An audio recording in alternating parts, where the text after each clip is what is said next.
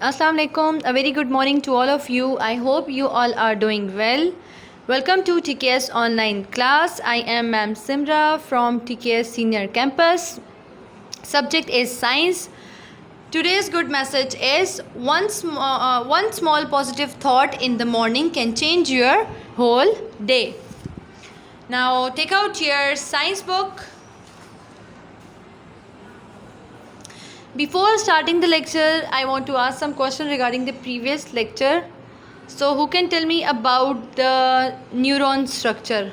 First of all, what is neuron? और आज आप सब ने मुझे आंसर करना है, नहीं तो मैं नेक्स्ट टॉपिक नहीं पढ़ाऊँगी.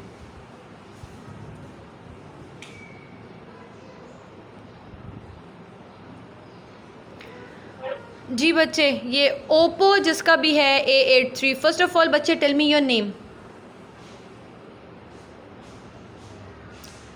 ओप्पो A83 वाला जो बच्चा है वो मुझे अपना नेम बता दे. What is your name? Unmute किया करें अपने माइक को. जी हाँ जी मिसबा बोलें. मैम न्यूरॉन स्ट्रक्चर है वो कन्वे मैसेज करता है from brain in the body. Very good. What is neuron?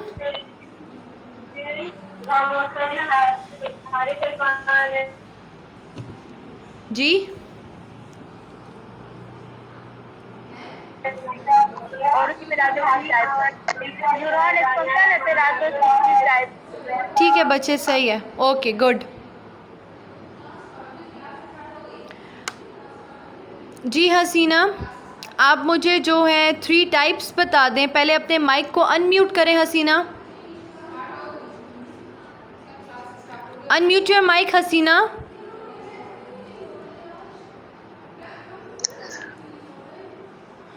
जी आप मुझे न्यूरॉन स्ट्रक्चर की 3 टाइप्स बता दें.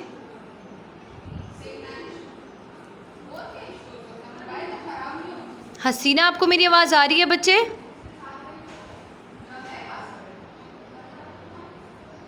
हसीना, आपको मेरी आवाज़ आ रही है?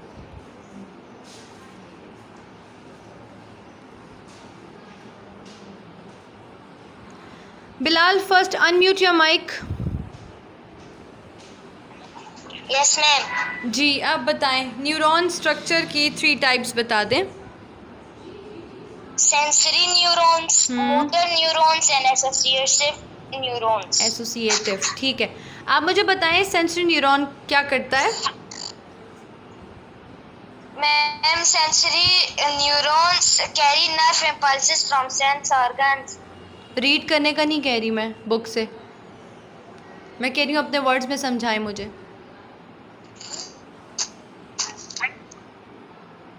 अच्छा, अब आप बता दो कौन से सेंस ऑर्गन से वो मैसेज लेता है. बिलाल, मेरी आवाज़ आ रही है? Yes ma'am. आप मुझे बता दो कोई सेंसरी ऑर्गन्स के नेम्स बता दो. मैम ईयर्स, आईज, स्किन, टंग, नोज एटसेट्रा. Very good. सिर्फ इन्होंने ही पढ़ा है और किसी ने भी नहीं पढ़ा हुआ? अनस, आपने आज नहीं देना आंसर मुझे?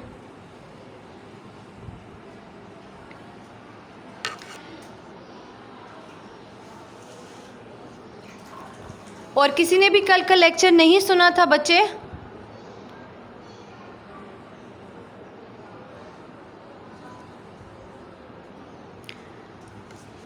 प्रीवियस लेक्चर आप में से किस किस ने लिया था, किस किस ने नहीं लिया, वो भी मुझे बता दें ताकि मैं आपको एक रिकैप दे दूं प्रीवियस लेक्चर का. कौन कौन क्लास में था जिसको प्रीवियस लेक्चर की समझ आई है और कौन नहीं था जिसने क्लास, मुनज़्ज़ा ने क्लास नहीं ली. और इसके अलावा किसने क्लास नहीं ली मुनज़्ज़ा के अलावा?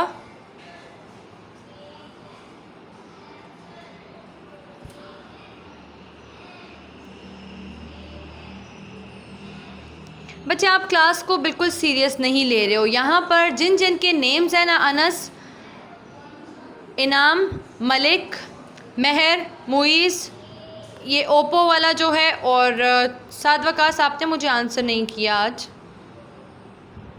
आप सब लेक्चर्स को सीरियस लेना कब से स्टार्ट करेंगे? ये वो टॉपिक्स हैं जो आपने कभी सुने नहीं हैं और ना ही आपको इन टॉपिक्स की मेरे समझाने के बगैर समझ आनी है। तो मैं जब समझा रही हूँ, जब पढ़ा रही हूँ, तो काइंडली आप उसको पढ़ें घर में, और जब मैं क्वेश्चन करूँ तो मुझे आंसर भी करें।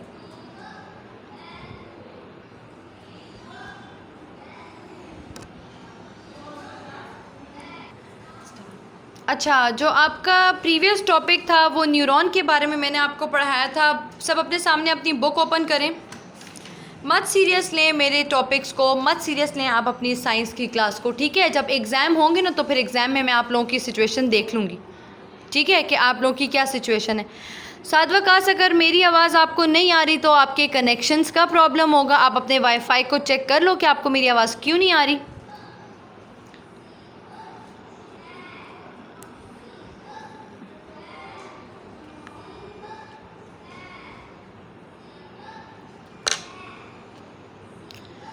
मेरी आवाज़ आ रही है सबको?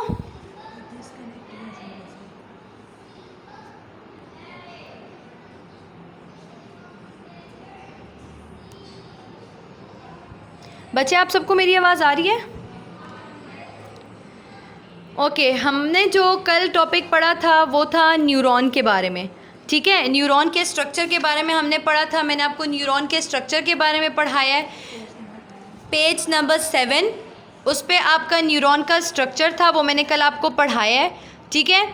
न्यूरॉन के स्ट्रक्चर के बाद मैंने आपको टाइप्स ऑफ न्यूरॉन्स पढ़ाई थी, जिसमें 3 टाइप्स आती हैं, sensory, motor and associative. With diagram मैंने आपको समझाया था कल, ठीक है? Now comes to the next topic is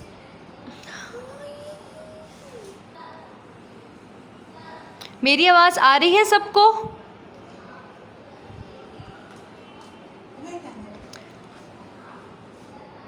ji ji Hasina ma'am, आप मुझे एसोसिएटिव दोबारा समझा देंगे? मैं आपको एक टॉपिक जो है 2-3 बार समझा दूं, लेकिन जब मेरी क्वेश्चनिंग का टाइम हो तो आप उस टाइम मुझे आंसर ना करो, है ना? ये फेयर है? मैं आपको दोबारा से समझा तो दूंगी, रिकैप भी दे दूंगी, लेकिन मुझे नेक्स्ट डे आप लोगों का रिस्पांस तो नहीं मिलता, बिल्कुल भी नहीं मिलता। आप घर में भी पढ़ा करें ना। मैं आप लोगों को कहती भी हूँ कि यहाँ पर जो मैं पढ़ा रही हूँ उसको भी आप लोग जो है सुनो। इसके अलावा घर में भी पढ़ना है। बुक्स तो आप सबके पास होंगी ना, घर में भी काइंडली पढ़ा करें। आपके पास जो एसोसिएटिव न्यूरॉन जो है, एसोसिएटिव न्यूरॉन का काम है कि वो कहाँ, पहले तो वो प्रेजेंट कहाँ होता है। एसोसिएटिव न्यूरॉन जो है आपके सेंट्रल नर्वस सिस्टम में प्रेजेंट होता है, मतलब ब्रेन में प्रेजेंट होता है। कहाँ, किसके साथ लिंक होता है? लिंक होता है सेंसरी और मोटर न्यूरॉन्स के साथ। सेंसरी न्यूरॉन्स आपके पास और मोटर न्यूरॉन्स जो हैं वो आपके पास टाइप्स ऑफ न्यूरॉन्स हैं। एसोसिएटिव न्यूरॉन जो है वो सेंट्रल नर्वस सिस्टम यानी कि ब्रेन में प्रेजेंट है और लिंक है सेंसरी और मोटर न्यूरॉन से। उसका क्या काम होता है? They analyse the messages for proper responses. मतलब आपके पास एसोसिएटिव न्यूरॉन जो है वो आपकी बॉडी को या आपके ब्रेन को जो है उस टाइम रिएक्ट करने का कहती है जिस टाइम पे रिएक्ट करने का टाइम होता है। फॉर एग्ज़ाम्पल, आपका बॉडी ऑर्गन कहीं से दुख गया, आपको लग गई है, तो आपको कैसे फील होगा? सेंसरी ऑर्गन्स के ज़रिए आपको फील होगा। तो ये मैसेज आपकी बॉडी जो है वो लेकर जा रही है ब्रेन तक। तो ये कौन सी न्यूरॉन है आपके पास? एसोसिएटिव न्यूरॉन में जो है वो आपके पास जब आपकी बॉडी रिएक्ट करती है किसी एक्शन पे तो वो उस चीज़ के साथ लिंक्ड है, वो उस चीज़ को एनालाइज करती है, ठीक है? आज आपका जो नेक्स्ट टॉपिक है वो है वर्किंग ऑफ नर्वस सिस्टम, ठीक है? कि आपका जो नर्वस सिस्टम है वो काम कैसे करता है।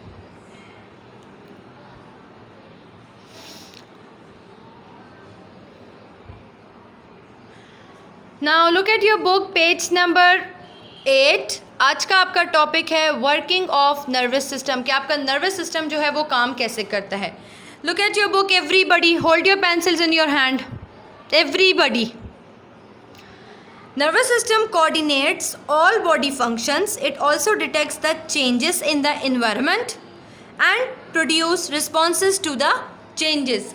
आपके पास जो नर्वस सिस्टम है वो क्या करता है, आपके बॉडी में जितने भी फंक्शन हो रहे होते हैं उसको क्या करता है, कोऑर्डिनेट, उसको जो है कंट्रोल करता है या उसको ऑर्गेनाइज करता है। आपके ब्रेन के ज़रिए जो है आपकी बॉडी जो है फंक्शन परफॉर्म कर रही है, क्योंकि ब्रेन आपके बॉडी का मेन पार्ट है या मेन ऑर्गन है। ठीक है, अगर ब्रेन ना होता तो आपकी बॉडी जिस तरह फंक्शन परफॉर्म कर रही है उस तरह प्रॉपरली फंक्शन परफॉर्म ना कर सकती। Brain is the main organ of your body. तो नर्वस सिस्टम में क्या आ जाता है, ब्रेन आता है। तो ब्रेन क्या करता है, आपकी बॉडी में जितने भी फंक्शंस होते हैं उसको क्या करता है, कंट्रोल करता है। It also detect the changes in the environment में अगर कोई चेंजेस हो रही है तो वो उसको भी डिटेक्ट करता है। डिटेक्ट मतलब उसको डिटेक्ट का मतलब है जानना, ठीक है, पहचानना। In the environment and produce responses to the change. अगर आपके इन्वायरमेंट में कोई चेंजेस आ रही है, फॉर एग्जांपल अगर आप वेदर के मैं ले लेती हूँ एग्जांपल, टेम्परेचर की एग्जांपल मैं लेती हूँ। टेम्परेचर अगर फॉर एग्जांपल अगर टेम्परेचर वार्म है तो आपकी बॉडी को फील होगा, नर्वस सिस्टम के ज़रिए, ब्रेन के ज़रिए आपको फील होगा। आपकी बॉडी में जो मैसेज है वो आएगा ब्रेन से कि वेदर आपके पास वार्म है या कोल्ड है, तो आपको पता चलेगा through your nervous system. Any changes in the environment either it is external और इंटरनल, कोई भी चेंजेस एनवायरनमेंट में हो, चाहे वो एक्सटर्नल हो या इंटरनल हो, that can be detected by a receptor to initiate a nerve impulse is called stimulus. अगर आपके इन्वायरमेंट में कोई चेंजेस आ रही हैं, चाहे वो एक्सटर्नल हैं या इंटरनल हैं, तो वो आप डिटेक्ट कर सकते हो, आपको पता चलेगा, आपकी बॉडी उसको डिटेक्ट कर सकती है नर्व इम्पल्सेस के ज़रिए। आप उसको स्टिमुलस कहते हो। स्टिमुलस आपके पास कोई भी ऑब्जेक्ट या कोई भी रिस्पॉन्स देना आपकी बॉडी का, जैसे किन किन चीज़ों को रिस्पॉन्स देना, कैसे पता चलेगा आपको, जैसे heat, cold, sound.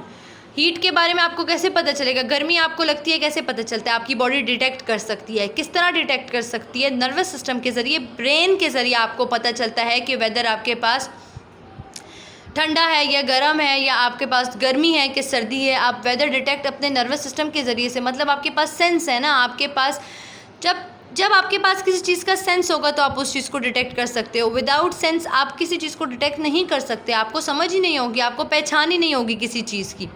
Nerve impulses आपके पास वही जो आप मैसेज का कन्वे होना आपकी बॉडी में, एक पार्ट से दूसरे पार्ट तक मैसेज का कन्वे होना, ट्रांसफ़र होना, उसको नर्व इम्पल्स कहते हैं। स्टिमुलस का मतलब उसको रिस्पॉन्स करना, आपकी बॉडी जो है वो रिस्पॉन्स कर रही है उन मैसेजेस का। जैसे हीट, कोल्ड, साउंड। हीट जब आप कोई गर्म ऑब्जेक्ट को टच करते हो या कोई गर्म ऑब्जेक्ट आपको फील हो रहा हो तो आप उसको रिस्पॉन्स करते हो। कोई चीज़ ठंडी हो आप उसको भी रिस्पॉन्स करते हो। साउंड, जैसे आपके पास कोई साउंड आ रहा है आप उसको डिटेक्ट कर सक रहे हो ईयर के ज़रिए। ईयर आपका सेंसरी ऑर्गन है, ठीक है। नेक्स्ट पेज पे जाएं, पेज नंबर 9। पेज नंबर 9 पे आपको जो है कहा गया है heat, cold, sound, pressure, waves etcetera. ये आपके पास सर्टेन सिचुएशंस बताई हुई हैं जो कि आपकी बॉडी जो है क्या कर सकती है, डिटेक्ट कर सकती है। द स्पेशल ऑर्गन, टिश्यू और सेल विच डिटेक्ट स्टिमुलाई और कॉल्ड रिसेप्टर। वो स्पेशल ऑर्गन्स या टिश्यू या सेल जो कि स्टिमुलाई मतलब कोई भी जो आपके पास रिस्पॉन्सेज हैं, उन रिस्पॉन्सेज को आपकी बॉडी अगर डिटेक्ट कर सकती है तो वो क्या कहलाती है, आपके पास रिसेप्टर कहलाती है, ठीक है।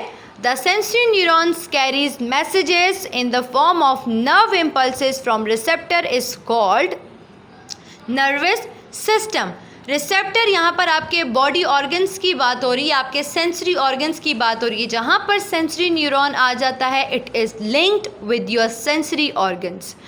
तो जब आपके पास सेंसरी न्यूरॉन्स मैसेजेस को कैरी करती है नर्व इम्पल्सेस की फॉर्म में, इलेक्ट्रोकेमिकल वेव्स की फॉर्म में, जब वो मैसेज जो है आपकी बॉडी में ट्रांसफ़र हो रहा है तो वो कहाँ पर, फ्रॉम रिसेप्टर। रिसेप्टर्स आपके बॉडी ऑर्गन्स की बात हो रही है, ठीक है, to central nervous system. Sensory neurons का काम है कि वो आपके बॉडी में जो सेंसरी ऑर्गन्स हैं वहाँ से मैसेज रिसीव करता है और आगे ट्रांसफ़र करता है सेंट्रल नर्वस सिस्टम में, ठीक है। The central nervous system processes the message and transmit the nerve impulse to motor neurons. अब सेंट्रल नर्वस सिस्टम क्या करता है? सेंट्रल नर्वस सिस्टम वही मैसेजेस जो है आगे ट्रांसफ़र करता है, किसको? मोटर न्यूरॉन्स को ट्रांसमिट करता है, वही नर्व इम्पल्सेस मोटर न्यूरॉन्स को. The motor neurons carries nerve impulses to the parts of the body which produce responses such parts are called effectors. Effectors उन body parts को कहते हैं जो response करते हैं. जैसे आपके हैंड्स हो गए, फीट्स हो गए, लेग्स हो गए, ये आपकी रिस्पॉन्स करती है ना. आप उसको मूव करो तो वो रिस्पॉन्स करती है ना, आपको वो मूव होती है ना. आप उसको कॉन्ट्रैक्ट रिलैक्स करो तो वो उनमें मूवमेंट होती है ना, उनमें कोई ना कोई एक्टिविटीज़ परफॉर्म होती है, उसको इफेक्टर्स कहते हैं. मोटर न्यूरॉन्स का काम है कि वो नर्व इम्पल्सेस को कैरी करता है सेंट्रल नर्वस सिस्टम से और वो लेकर जाता है आपकी बॉडी तक. ये दोनों ऑपोजिट है, मैंने कल भी बताया. सेंसरी न्यूरॉन का काम है कि वो मैसेज लेता है सेंसरी ऑर्गन से और लेकर जाता है सेंट्रल नर्वस सिस्टम पे. सेंट्रल नर्वस सिस्टम वो वाले मैसेजेस जो हैं मोटर न्यूरॉन को कैरी करता है और मोटर न्यूरॉन वो मैसेज लेकर आपकी बॉडी तक जाता है. ये दोनों आपके पास जो हैं क्या हैं? ऑपोजिट हैं एक दूसरे के. ठीक है. मोटर न्यूरॉन्स जो हैं वो आपके नर्व इम्पल्सेस को कैरी करता है आपके बॉडी ऑर्गन्स से और वो कहाँ लेकर जाता है? आपके बॉडी पार्ट्स तक लेकर जाता है और वो बॉडी पार्ट्स जो कि आपके रिस्पॉन्स करते हैं. ठीक है जी. You can ask. जी बच्चे यू कैन आस्क.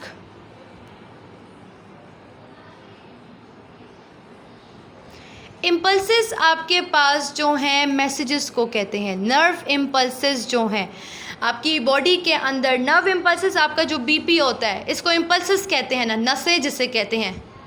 इम्पल्सेस नसें जो होती हैं, जैसे आप डॉक्टर के पास जाते हो तो वो आप सबसे पहले आपकी इम्पल्सेस चेक करता है. ठीक है. नर्व्स को कहते हैं. जो आपकी वेन्स होती हैं, जो आप जब आप डॉक्टर के पास जाते हो तो वो आपके हैंड को चेक करता है ना, आपकी इम्पल्सेस चेक करता है कि आपका शुगर लेवल जो है वो ठीक है या बीपी आपका ठीक है. इसको कहते हैं इम्पल्सेस. नसें जो आपकी चेक की जाती हैं उसको इम्पल्सेस कहते हैं.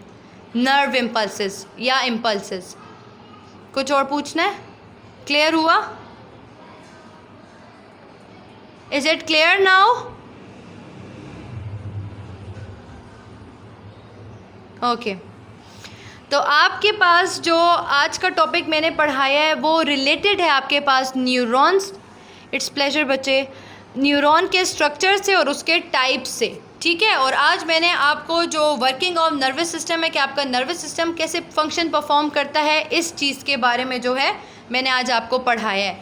अगर इस टॉपिक से रिलेटेड कोई क्वेश्चन है या प्रीवियस जो न्यूरॉन स्ट्रक्चर के टॉपिक से कोई क्वेश्चन है तो यू कैन आस्क बच्चे. जब तक आपको प्रीवियस टॉपिक समझ नहीं आएंगे आपको आगे वाले टॉपिक समझ नहीं आने. तो पहले अपने पिछले कॉन्सेप्ट जो हैं वो मुझसे क्लियर करवाएं, उसके बाद ही हम आगे जाएंगे.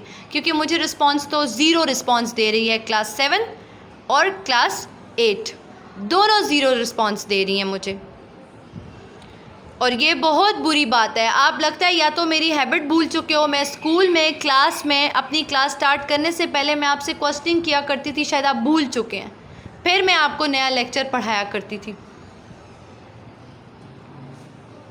बच्चे अभी मुझसे जो क्वेश्चन करना है आप कर सकते हो. जब कल मैंने आपसे क्वेश्चन किए ना और आपने मुझे आंसर ना किया तो बच्चे फिर ये इसका तो ये मतलब है कि आप सीरियस ही नहीं ले रहे हो क्लासेस को. जी बिलाल बच्चे फर्स्ट अनम्यूट योर माइक. अपने माइक को अनम्यूट करें ताकि मुझे आपकी आवाज़ आए. Bilal unmute your mic first.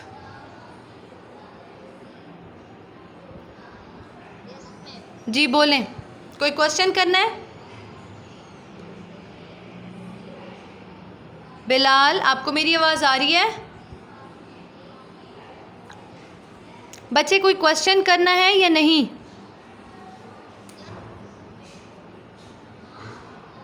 आपकी आवाज़ नहीं आ रही मुझे क्लियर. अब बोलो. जी क्या पूछना है? ऊंचा तो बोले ना, आपकी आवाज़ बहुत स्लो है. जी किसका क्या मतलब है? इनिशिएट.